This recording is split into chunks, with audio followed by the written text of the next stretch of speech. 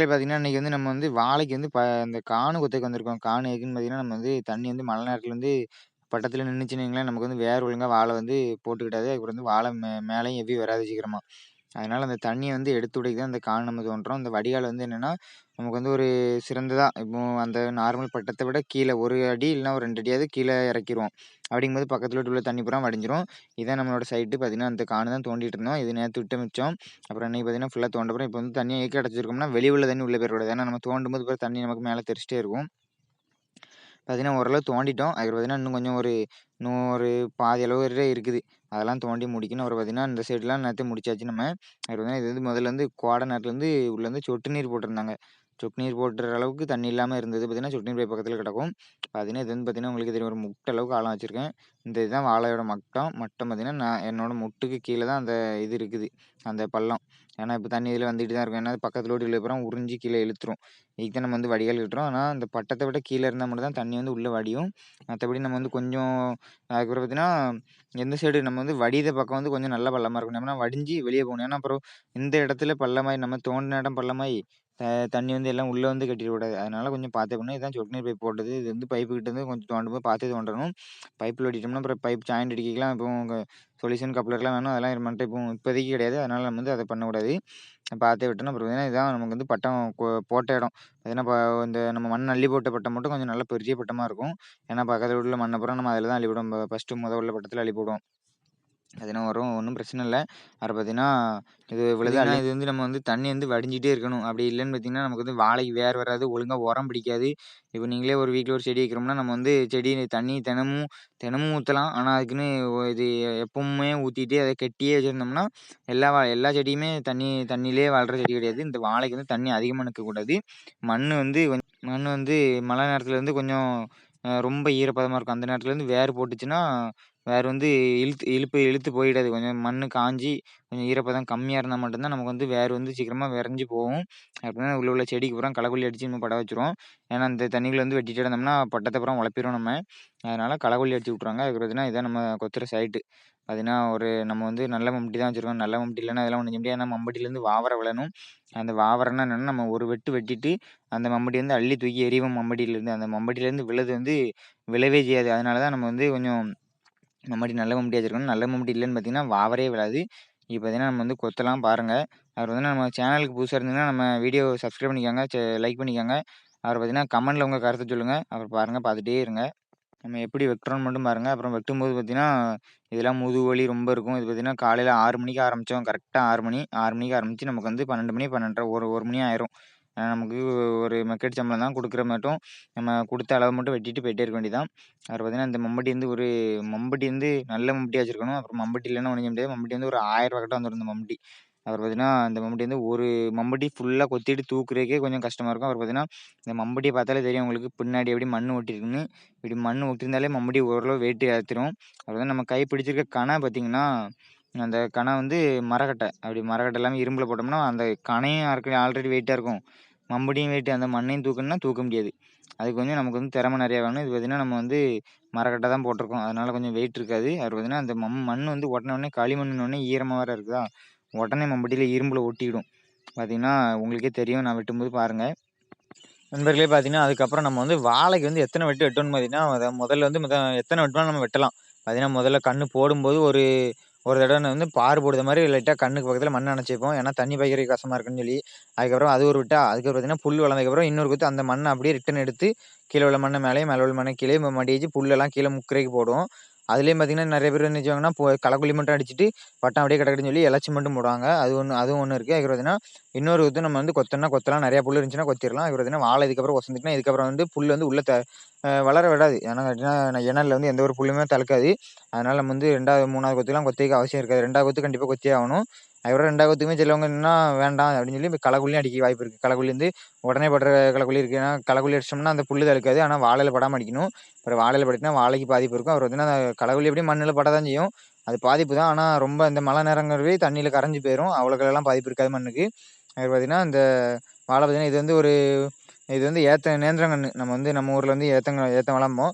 இது வந்து நேந்திரம் வாழை. இது வந்து சிப்ஸ் பொடிக்கு அழகா யூஸ் ஆகும். அப்புறம் தான் இந்த வாழை தான் ரொம்பயும் இந்த மண்ணுல இந்த அளவு இந்த ஏக்கர்ல பார்த்தீங்கன்னா, ஒரு நேந்திரம் வாழை மட்டும் தான் அதிக அளவுல பயிரிடப்படுது. ஆனா பார்த்தீங்கன்னா, இது வந்து உடனே வெட்டிட்டு அதுக்கப்புறம் உடனே வேற வாழை அழிச்சு போட்டுறலாம். ஆனா மத்த வாழை பார்த்தீங்கன்னா, ரொம்ப ப்ராசஸ் இருக்கும்.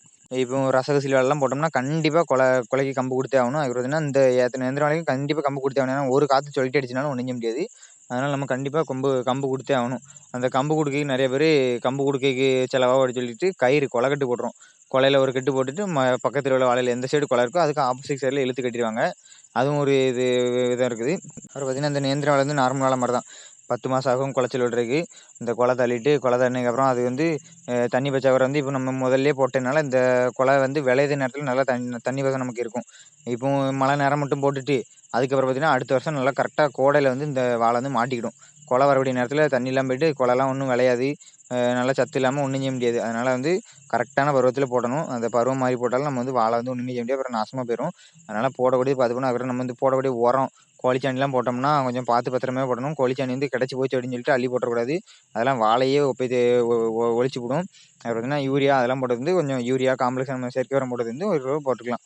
ஆனா, இயற்கை உரம் போடுறது வந்து இயற்கை உரம், மாட்டு சாணிலாம் போடுறது வந்து ரொம்ப அளவுக்கு அதிகமா போட வேண்டியிருக்கும். அப்பதான் மண்ணுல பிடிக்கும். ஏன்னா, அவ்வளோ பெரிய வெயில் நம்ம வச்சிருப்போம். அவ்வளோ காட்டும் விதைச்சோம் அப்படின்னா முடியாது. ஆனா, அந்த யூரியா வந்து செயற்கை உரத்தில பார்த்தீங்கன்னா, கொஞ்சம் உரம் போட்டாலே போதும். அவ்வளோ இடத்துக்கும் ஒரு நாள் பிடிச்சிரும். அதனால அந்த செயற்கை உரத்த யூஸ் பண்றாங்க நெறைய பேரு. அதுக்கப்புறம் பார்த்தீங்கன்னா, நெறைய பேர் நினைப்பீங்க மம்புட்டி வேலைலாம் ஈஸி தான். போயிட்டு உடனே வந்துரலாம் அப்படின்னு சொல்லிட்டு, வெயில் வந்து மூஞ்ச பொளக்கும். ஒண்ணுமே செய்ய முடியாது. அப்புறம் நம்ம போட்டிருக்க சட்டைய பாருங்க. சட்டையில ஒரு இடத்துல கூட காஞ்ச இடம் இருக்காது. ஃபுல்லாவே நனைஞ்சிரும். ஃபுல்லாவே. நம்ம ட கால்ல போட்டிருக்க சாக்ஸா இருக்கட்டும், சட்டையா இருக்கட்டும், எதுனா இருந்தாலும் ஓகே. ஃபுல்லாவே ஈரமா தான் நிப்போம். அந்த அந்த வெயிலுக்கா என்னன்னு தெரியல. வேர்த்து ஊத்திரும். நம்ம தண்ணி எவ்வளோதான் குடிச்சாலும் சரி, அந்த தண்ணி வந்து உடம்புல இருக்க மாரியே இருக்காது. உடனே அந்த வேர்வையாவே வெளிய போயிரும் எல்லா தண்ணியும். கொஞ்சம் கூட நம்ம உடம்புல கொஞ்ச நேரம் கூட நிக்காது. அதனால கொஞ்சம் பார்த்து தான் பார்க்கணும். ஏன்னா, இதெல்லாம் நெறைய பேர் ஈஸின்னு நெனைப்பாங்க. வாழைக்கு வெட்டுறது தானே வெட்டிட்டு போயிடலாம் அப்படின்னு சொல்லி. ஆனா, அந்த வாழைக்கு வந்து 10 மாசம் நம்ம பாடுபடணும். நம்ம வந்து இப்ப 2 வாரம் பாடுபடுதோமோ, அதே மாரி அந்த வீட்டுக்காரங்க வந்து தினமும் பார்த்துக்கிட்டே இருக்கணும். அந்த பக்குன்னு அறுத்து போடணும். பக்குன்னு தழுக்க விட்டுறக்கூடாது. பக்குன்னு தழுத்துச்சுன்னா என்ன ஒரு இதுன்னா, அந்த பக்குன்னே எல்லா உரத்தையும் எடுத்துக்கிடும். அதனால பக்குன்னு தழுக்க விடக்கூடாது. பெரிய கண்ணு மட்டும் விடணும். அதுக்கப்புறம் பக்குன்னு வந்து நம்ம குலை வெட்டக்கூடிய சைஸ்ல வந்து பக்குன்னு அறுக்கக்கூடாது. ஏன்னு கேட்டீங்கன்னா, அடுத்த தடவ நம்ம கண்ணு எடுக்கிறதா இருந்தா அந்த பக்குன்னு தான் அறுப்போம். அதனால அந்த நேரத்தில பக்குன்னு அறுக்கக்கூடாது. அதெல்லாம் பார்த்து பத்திரமா பண்ணணும். இதெல்லாம் நெறைய பேருக்கு தெரியாது. தெரிஞ்சவங்களுக்கு உங்க ஃப்ரெண்ட்ஸ்க்கு ஷேர் பண்ணிக்கோங்க. அப்புறம் பார்த்தீங்கன்னா, நான் கொத்துற முதலே தெரியும். எவ்வளோ ஓங்கி ஓங்கி கொத்துறோம். நம்ம பின்னாடி ஒரு ஆள் கொத்திட்டே வராங்க. ஆளுக்கு ஒரு 5 கண்ணுக்கு இடையில ஆள் நிப்போம். 3 ஆள் போனோம் நாங்க.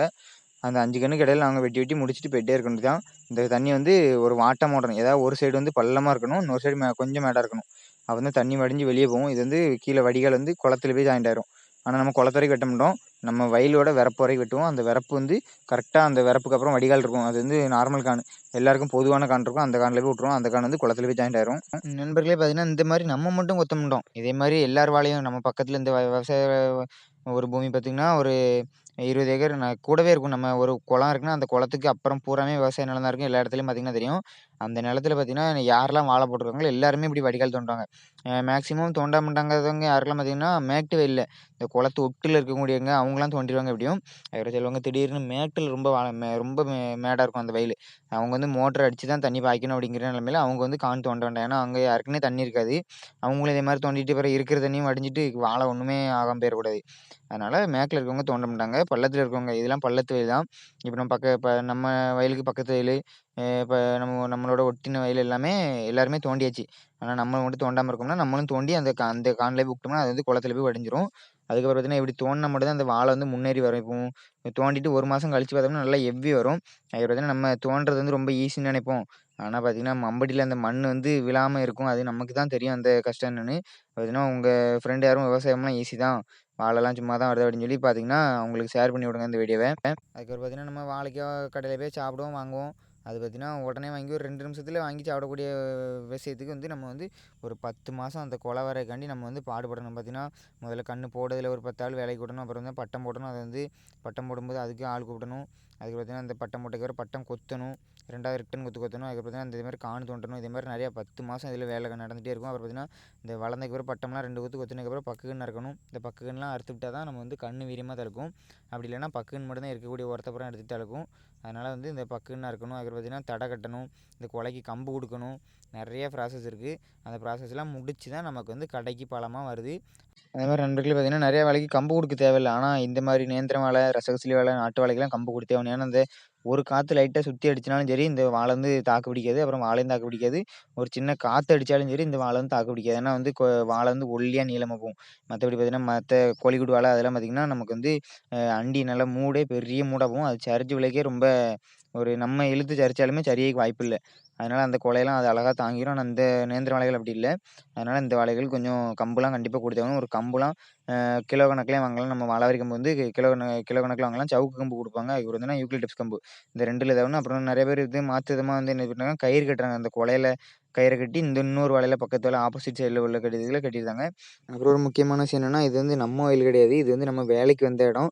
பார்த்தீங்கன்னா, நான் வேலை செய்யும்போது பார்த்தீங்கன்னா, என்னோட சட்டை, என்னோட டவுசர் எல்லாமே நான் ஃபுல்லாவே குளிச்சுட்டு தான் இருக்கேன். தலைக்கு ஃபுல்லா குளிர எண்ணெய் தேய்ச்சுட்டு வந்தாலும், தலை வந்து சுட்டு தான் கிடக்குது. அவ்வளோ வெயிலு. பார்த்தீங்கன்னா, அந்த ஒரு மம்முட்டி மண்ண வந்து கையில எடுத்து அள்ளி தூக்கி போட கூட முடியாது. அந்த ஒரு ஃப்ளோலயே அள்ளி போட்டா மட்டும் தான் அள்ளி போட்டு போயிட்டே இருக்க முடியும். நம்ம கொஞ்சம் கேப் விட்டோம் அப்படின்னாலே முடியாது. அதுக்கு பார்த்தீங்கன்னா, இது இவ்வளோ தான் இன்னைக்கான வீடியோ. அப்புறம் பார்த்தீங்கன்னா, நம்ம வந்து ஓரளவு வெட்டி முடிச்சாச்சு. ஒரு 11:30, 12 மணி ஆயிட்டு. நம்ம வந்து 12:30 டைம். காலையில 6 மணி டூ 12:30 பார்த்தீங்கன்னா, நம்ம காலை பார்த்தீங்கன்னா தெரியும். அங்கேருந்தே தோண்டிட்டு வந்திருக்கோம். இந்த தண்ணி வந்து வடிஞ்சு முடியும்போது இன்னும் இந்த கொஞ்சம் ஒரு திண்டு மட்டும் தான் இருக்கு. அந்த திண்ட மட்டும் வெட்டிட்டு, அப்புறம் என்ன இவ்வளோதான். இவ்வளோதையும் வெட்டி முடிச்சிட்டோம்னா ஓகே. நமக்கு வந்து வேலை முடிஞ்சுச்சு. நம்ம அதுக்கப்புறம் வீட்டுக்கு கிளம்பலாம். அதுக்கப்புறம் பார்த்தீங்கன்னா, இன்னும் வேலை முடிஞ்சுட்டுனா இன்னைக்கு மட்டும் தான் முடிஞ்சிருக்கு. நாளைக்கு, நாளான்ன எல்லா நாளுமே இருக்குது. ஏன்னா, அந்த வயல் ஃபுல்லாவே நம்ம வந்து வெட்டி முடிக்கணும். அப்பதான் நம்ம வீடியோ பார்க்குறவங்க நெறைய பேர் கமெண்ட்ல கேளுங்க என்னென்ன வேணும்னு. அப்பதான் நானும் வீடியோ நெறைய போட்டுக்கிட்டே தான் இருக்கிறேன். அதுக்கான லைக் பண்ணுங்க. உங்க கருத்து என்னன்னு கமெண்ட்ல சொல்லுங்க. அது பார்த்தீங்கன்னா, நமக்கு எவ்வளோ தான் தண்ணி குடிச்சாலும் சரிங்க, இந்த வேலை செய்ய முச்சுல, அந்த தண்ணி அப்படியே உடம்புலேருந்து வெளிய போயிரும். அது வந்து வேர்வையாவே வெளிய போயிரும். மத்தபடி நம்ம வந்து வேற ஒண்ணுமே செய்ய வேண்டியதில்ல. இந்த இந்த வயல் தான். பார்த்தீங்கன்னா, நல்லா பெரிய வயலு. இந்த காட பார்த்தீங்கன்னா உங்களுக்கே தெரியும். அப்புறம் பார்த்தீங்கன்னா, இன்னொரு அருமையான வயல்ல பார்க்கலாம் கைஸ். Thank you.